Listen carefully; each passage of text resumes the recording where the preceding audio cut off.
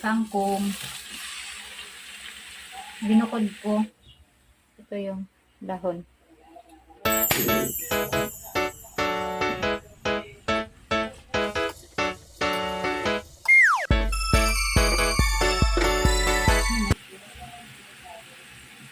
Binibiak ko sa gitna para sure na walang insekto na sa loob ng tangkay. Nakabiak yan sila. Kaya ganito ang hitsura niya, nakabuka. Ahunin ko muna kasi yung dahon nga. Kailangan ko maigisa din yun dahil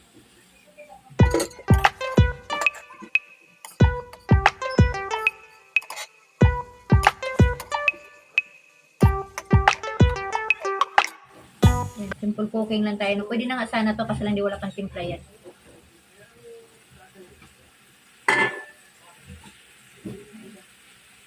Binuklat mo to isa-isa na? Ha? Yes.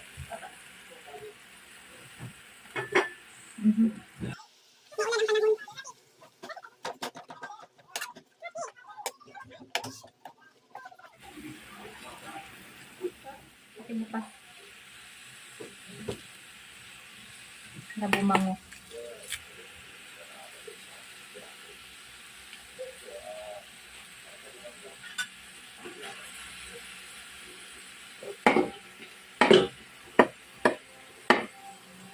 Wala na tayong ibang ilalagay na panimpla na pampalasa. Hindi na ako maglalagay ng asin, wag na kasi may tuyo naman, nalagyan ko to ng unting tuyo.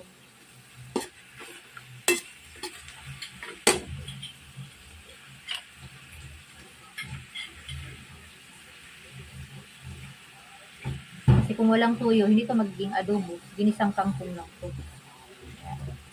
Adobo. Kaya ayoko sa dahon ng kangkong i-adobo kasi dumidikit. Gusto ko lang sana mga tangkay. Gusto sayang naman, no? Kung may sabaw sana tayo sinigang, yun ang ilagay natin, dahon ng kangkong. Then yung steam, ito sana yung adobo natin. Eh wala, sayang naman. Apoy. Mamaya okay na yan. Sarap. Okay na. Okay na. Yan, nandyan. Yan. Malaki siya na galunggong. Ano siya, hindi siya maalap. Matabang lang, sakto lang. Suka ko, okay, pantanghal. Nagdighay-dighay pa ako. Sarap yan.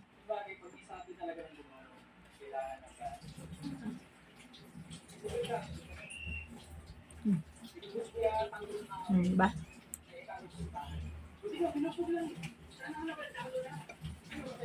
So, yun. Yan, itlog.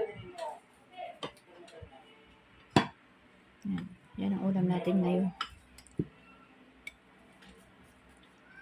Para may gulay tayo kasi malungkot pag walang gulay. Ang kapanghina. Okay na. Diba? Sarap.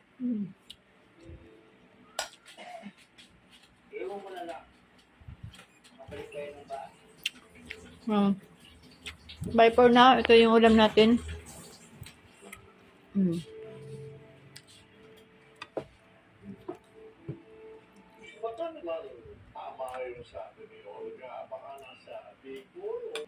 Masarap yung tuyo. Ang bulad.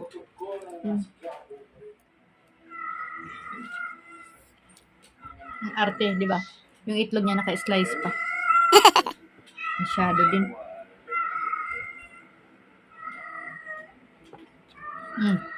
Bulad. O, di ba? Sabi ko sa inyo eh. Wag na wag magkakamali mag-alok dyan.